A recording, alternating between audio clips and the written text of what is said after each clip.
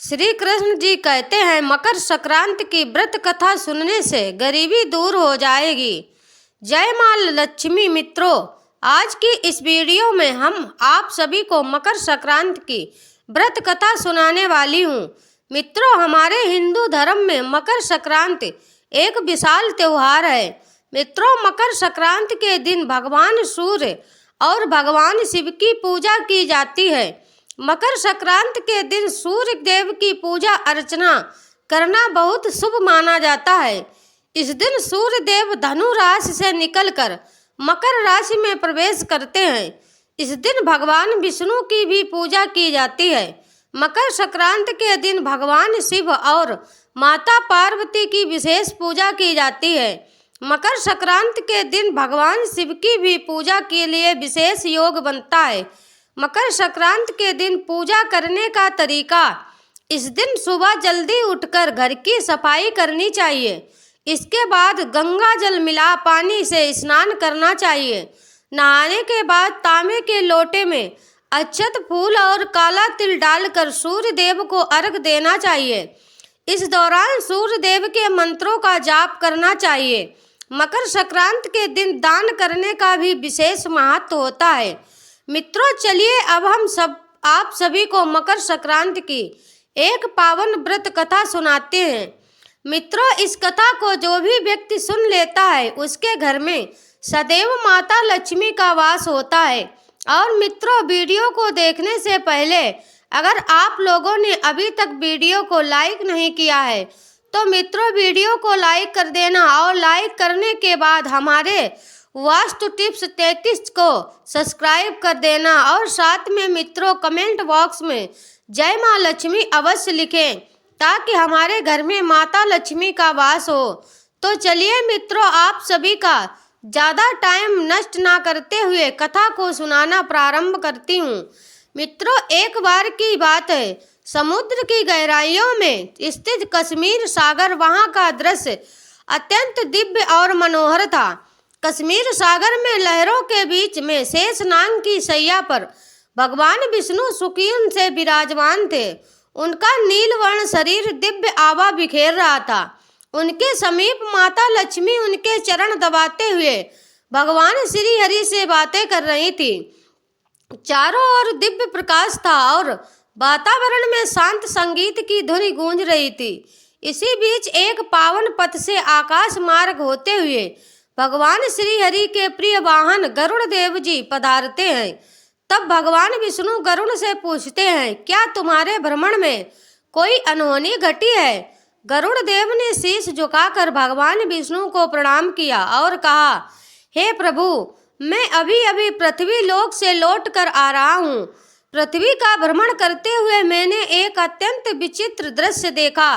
हे प्रभु, मैंने देखा कि कुछ यम के दूत अंतरिक्ष मार्ग से होते हुए आते हैं और एक आत्मा को यमपुरी ले जाते हैं, और यमपुरी ले जाने के बाद उस स्त्री को फिर से पृथ्वी लोक पर वापस लाते हैं और उस आत्मा को उसके शरीर में प्रवेश करा देते हैं। हे प्रभु, यह विचित्र दृश्य देखकर मेरे मन में कुछ प्रश्नों ने जन्म लिया है। तो हे प्रभु, मुझे उस प्रश्न का उत्तर जब पता था तो मैं उस प्रश्न का उत्तर जानने के लिए सीधे आपके पास आ गया। तब भगवान श्री हरि कहते हैं, हे गरुड़ देव, तुमने एक विचित्र प्रश्न पूछा है। यह प्रश्न बहुत ही विचित्र है, परंतु प्रत्येक मनुष्य के लिए लाभदायक है। हे गरुड़ देव, इस प्रश्न का उत्तर मैं तुमको एक कथा के माध्यम से बताऊंगा, जिस कथा को तुम्हें शुरू से लेकर अंत तक पूरे ध्यान से सुनना होगा। तब गरुड़ देव जी कहते हैं, हे प्रभु, आप मुझे वह कथा सुनाइए। मैं आपको विश्वास दिलाता हूँ कि मैं उस कथा को पूरे ध्यान से सुनूंगा। तब भगवान श्री हरि गरुड़ देव जी से कोई कथा आगे सुनाते हुए कहते हैं, हे गरुड़ देव, प्राचीन काल की बात है। उत्तर प्रदेश में एक शोभायमान नगरी थी। उस नगरी का नाम ताजपुर था। उस नगर में एक किसान अपनी पत्नी के साथ रहा करता था, और उस किसान का एक बड़ा भाई था और उसकी पत्नी बहुत ही दुष्ट प्रभाव की थी। और जो उस किसान के 2 बेटे थे, उन दोनों बेटों की शादी हो चुकी थी और वह दोनों बेटे अपनी अपनी पत्नियों के साथ अपना जीवन सुखी पूर्वक व्यतीत कर रहे थे। वह किसान भगवान श्री राम का एक सच्चा भक्त था और उस किसान की पत्नी पतिव्रता स्त्री थी और उस किसान की पत्नी के अंदर सभी गुण विद्यमान थे। वह कभी किसी से लड़ाई झगड़ा नहीं करती थी। वह सदैव अपने द्वार पर आए भिखारियों को भोजन आदि करा के वस्त्र आदि दान करके उनको विदा करती थी और सभी को अपने पुत्र के समान प्रेम करती थी। और वह सुबह सुबह उठकर धरती माँ को प्रणाम करती और घर की साफ सफाई स्नान आदि करके माता लक्ष्मी की पूजन किया करती थी और पूजन आदि करने के बाद अपने पति को बच्चों को भोजन आदि कराती। उसके बाद वह स्वयं भोजन करती और अपनी बहुओं को भगवान की महिमा बताती है। मित्रों, ऐसे ही दिन व्यतीत हो रहे थे। एक दिन की बात है जब किसान किसी कार्यवश घर से बाहर गया हुआ था। उस समय अचानक से उस किसान की पत्नी की तबीयत खराब हो जाती है। किसान के बेटों ने राज वैद्य को बुलाया। राज वैद्य जी ने किसान की पत्नी का निरीक्षण किया, फिर उसके बाद किसान की पत्नी को दवा दी, परंतु किसान की पत्नी होश में नहीं आ सकी। और फिर उस वैद्य जी ने किसान के पुत्र से कहा, बेटे, अब तुम्हारी माँ का समय निकट आ गया है। मेरी कोई भी दवा तुम्हारी माँ को होश में नहीं ला सकती। तभी वहाँ पर किसान आ जाता है और फिर किसान ने कुछ हकीमों को बुलाया, परंतु उन हकीमों ने भी किसान की पत्नी को होश में नहीं ला पाए और एक दिन किसान की पत्नी की मृत्यु हो गई। मृत्यु होने के पश्चात वहाँ पर यम के दूत आते हैं और फिर यम के दूत किसान की पत्नी को अंतरिक्ष मार्ग से होते हुए यमपुरी में यमराज एक विशाल सिंहासन पर विराजमान थे। उनके पास में चित्रगुप्त एक सिंहासन पर बैठे हुए थे। चित्रगुप्त के हाथों में एक मोटी सी पुस्तक थी जिसमें सभी मनुष्य के लेखा जोखा लिखे हुए थे। उस पुस्तक में कौन सा मनुष्य कौन से पाप करते हैं और कौन से मनुष्य कौन कौन से पुण्य करते हैं, वह सभी लेखा जोखा उस पुस्तक के अंदर लिखा हुआ रहता है। तभी यमराज जी ने किसान की पत्नी से पूछा, हे पुत्री, क्या तुमने अपने जीवन में कोई पुण्य का कोई काम किया है या फिर तुमने सदैव अपने जीवन में पाप ही किया है? तब किसान की पत्नी कहती है, धर्मराज, मैंने अपने जीवन में बहुत सारे पुण्य के काम किए हैं, परंतु मुझे यह नहीं पता कि कौन से पुण्य के काम करने से मुझे स्वर्ग की प्राप्ति होगी। तब यमराजनी ने चित्रगुप्त की ओर इशारा करते हैं और चित्रगुप्त से कहते हैं, हे चित्रगुप्त, तुम इस स्त्री का लेखा जोखा निकालो। तब चित्रगुप्त अपनी मोटी सी पुस्तक खोलते हैं और उसमें उस स्त्री का लेखा जोखा पढ़ते हैं। उसके बाद यमराज जी से कहते हैं, हे धर्मराज, इस स्त्री ने अपने पूरे जीवन में सदैव ही पुण्य का काम किया है। इस स्त्री ने अपने पूरे जीवन में एक भी पाप नहीं किया है। फिर चित्रगुप्त जी यमराज जी से पूछते हैं, इस स्त्री ने अपने जीवन में कौन कौन से पुण्य के काम किए हैं?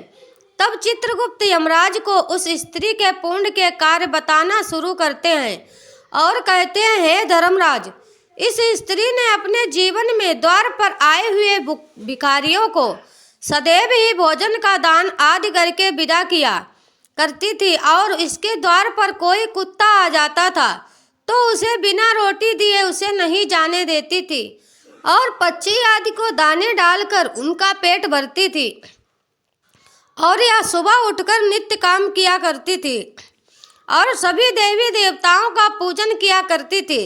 इस स्त्री ने सभी व्रत को रखा है, परंतु हे धर्मराज, इस स्त्री ने एक व्रत कभी नहीं किया।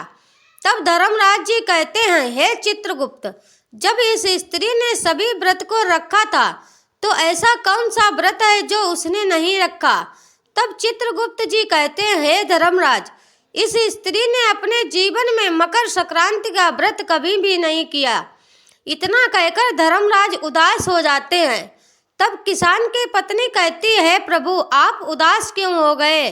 तब धर्मराज जी ने कहा, बेटी, तुमने जप तप वरदान आदि सभी देवताओं को संतुष्ट किया, परंतु मेरे नाम का तुमने कभी भी कोई भी दान पुण्य नहीं किया।